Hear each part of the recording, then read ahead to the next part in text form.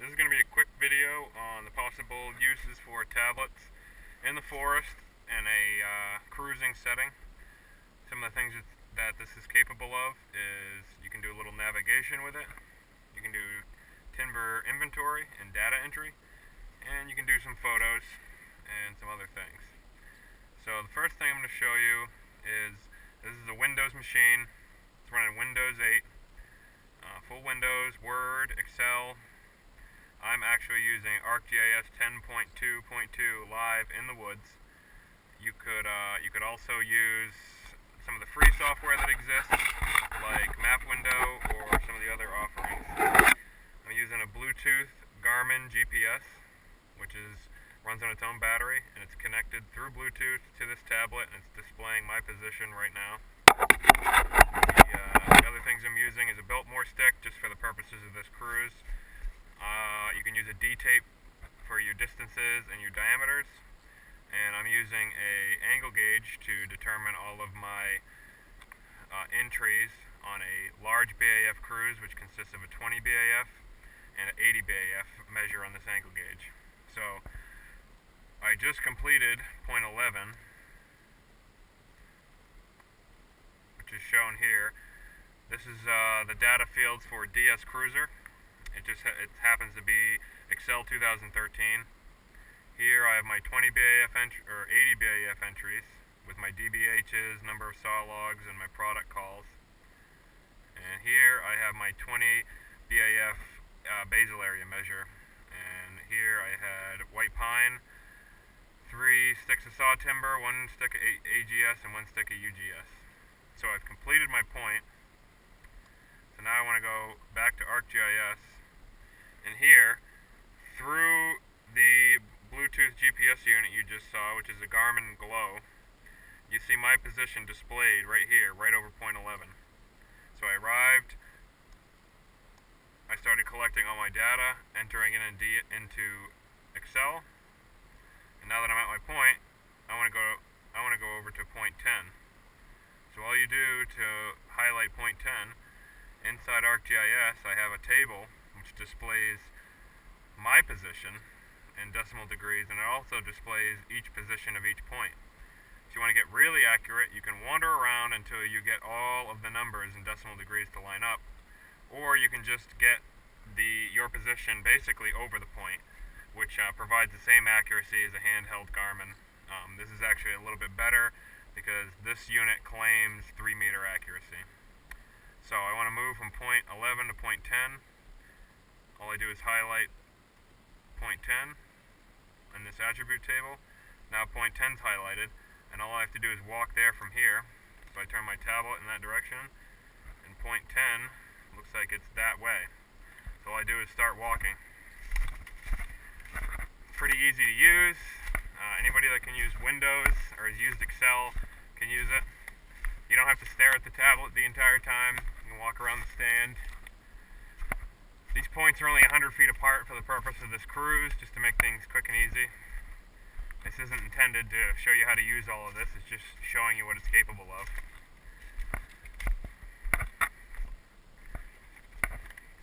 So here I think I'm getting pretty close to my point. You can see my position. And now we've arrived at point 10. So now that I'm here in ArcGIS, all I do is go back to my Excel sheet, and I start entering my data for what this would be point 10. So here, it's pretty easy to use. It's all touchscreen. If you don't want to use the stylus, you don't have to. You can use your hand. So here I'm at point 10. And I'd start making my product calls based on what was in on an 80 BAF. So I'd spin my points.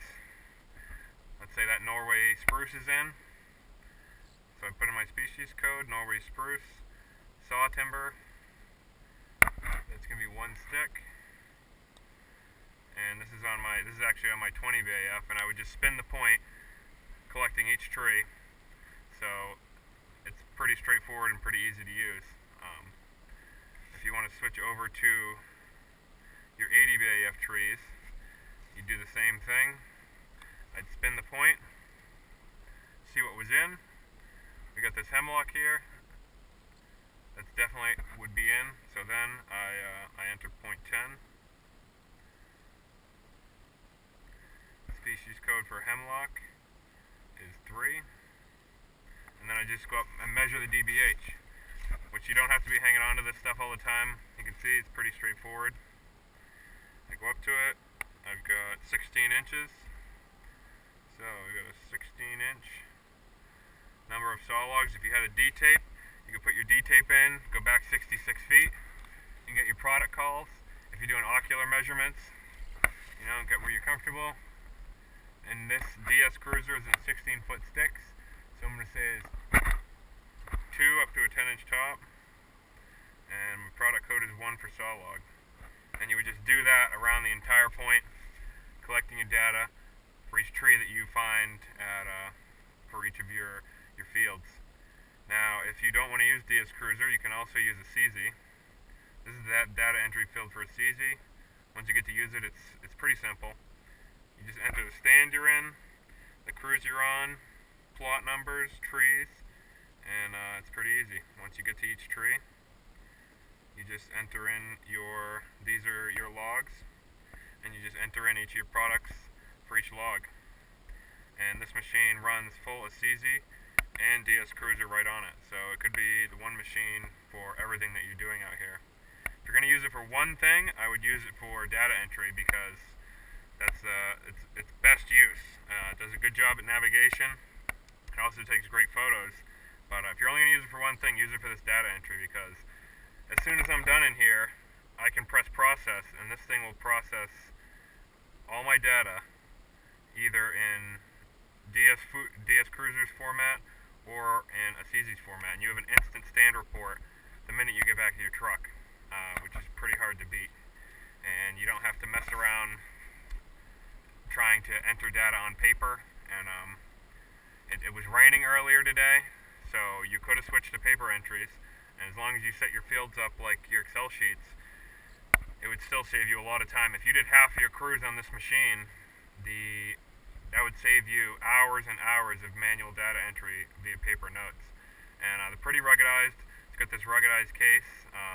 They say, you know, it's rain resistant, but most people aren't cruising out in a downpour anyway. It works pretty well in cold temperatures. I've used it down to 0. It's all right. Once you get below 0, you're really testing the battery. The keys to using this thing are this back hand strap, so that my hands are free. If I'm using a D-tape, I can walk up, I can measure and do anything I need to do, and you know, it's not that cumbersome. It fits pretty well in a cruising vest in the front pocket. It also fits in the back pocket pretty well. Yeah, battery life is good, easy to use. If you want to use the stylus, you can. If you don't, you just use your finger to go from field to field.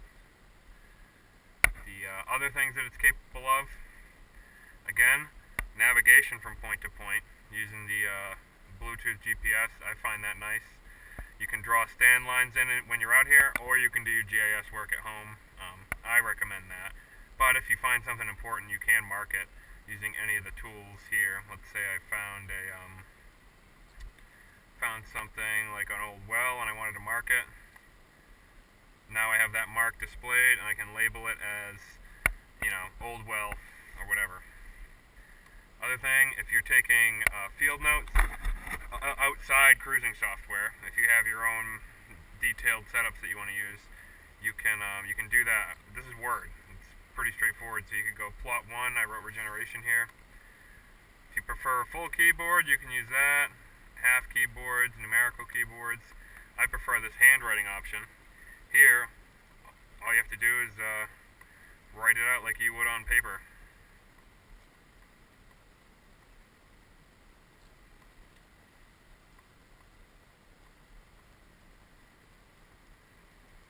And insert. And here it puts it in, so it's pretty straightforward. You can write numbers if you want to, letters, doesn't matter. It's easy to erase, you just draw a line through it.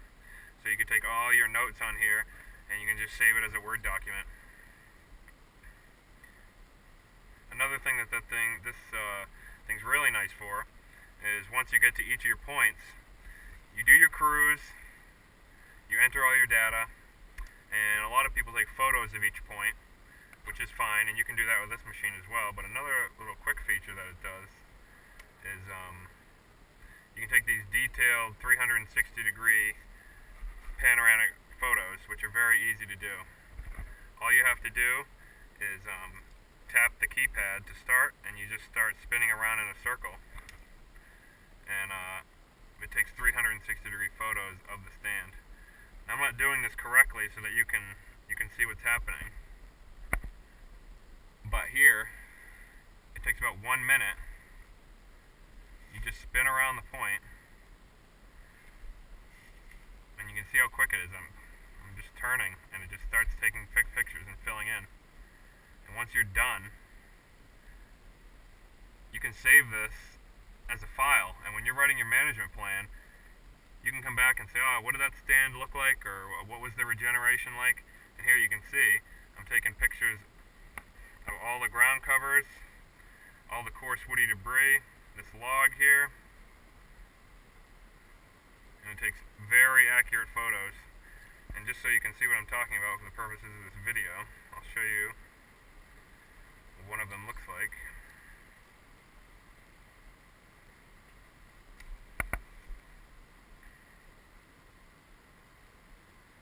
Maybe. Here. This is the last point that I was at. And you can see I've got very detailed photos of the last point. So when you're writing your management plan, you can go back, zoom in, see what you had for ground covers and shrubs, look at the condition of your stand's trees, coarse woody debris. You can zoom in, you can look up, you can estimate crown closures and general stand conditions, which I think is pretty nice. And so you create these files and you just save it, point 10, point 11, point 12, and you can actually go through the stand, and if you mark each point by laying your Biltmore stick on a northerly direction every time, you can actually go from point to point and write very accurate stand descriptions. If this was north, I could zoom in and head to point 10 and say between point 10 and point 11, this is what the stand looks like. Here you can see there's almost no regeneration, so it's another useful thing for these tablets. I find them to be pretty rugged, very useful. The data entry, again, is key. If you're only going to do one thing with it, you could just do data entry and it would pay for itself. Next, the photos. Photos are great. Everybody likes them. And the third thing is navigation via ArcGIS. I only have one tool. I don't even have a cruising vest, and I'm walking through and doing this I've already completed this entire small little cruise for this property, and this is all I have. Angle gauge, Biltmore stick, and the tablet, and the GPS unit, and the helmet and the camera mounted to my head. But yeah, it's very useful and user friendly. Once you get used to it, you won't go back. If you're an individual forester and you don't mind dealing with technology, you could buy this one machine for $499. It's a Dell Venue 11, and buy the GPS unit for $100, and you're set up. You don't have to have an office computer. You don't have to have a home computer. You don't need to buy a data recorder. You got everything you need right here. You take this to the office, drop it in a dock, and put a full keyboard and type into it. If you want two screens, you just plug a screen into the side, and now you've got two displays that you can be working on and doing everything that you need to do without going from machine to machine. And again, learning to use this stuff is simple because most people have used Excel. Everybody's used Word. And if you're using ArcGIS, or the free mapping software, if you're used to that, again, it's all on the one machine, and the interface is quick, easy, and straightforward. This machine's got plenty of processing power. It doesn't really slow down too much using ArcGIS or a CZ or DS Cruiser. So virtually, as soon as you get back to your truck, you could have a complete report finished, and you'd be good to go. So that is a basic little primer on what you can do in the woods with these tablets. And people are going to question how rugged they are. I haven't had a problem yet. This case is disposable. It just pops right off, and you can get one for 30 or 40 bucks. And if it lasts you a year, you just peel it off the tablet and get another one. And just consider it a wear item. And just keys are, you gotta have a back strap for your hand so you can hold the device without having to grab it all the time. If you're going to be cruising with it, I suggest attaching your angle gauge to the end of your stylus. It just makes it really easy so you're not holding three things at once and you can just spin your point. Same thing with your prism. I'd mount it to the end of your stylus. And yeah, that's pretty much it. Works pretty well and I recommend it. So if anybody's got any questions, they can reach me. I could give you, I'm by no means an IT guy, but I might be able to give you some pointers. My name is Joshua McGraw, and I can be reached at jmm60@wildcats.unh.edu. And all of this equipment for this video is provided by the UNH Thompson School. And hopefully this helps some of the foresters out there maybe switch over some new stuff.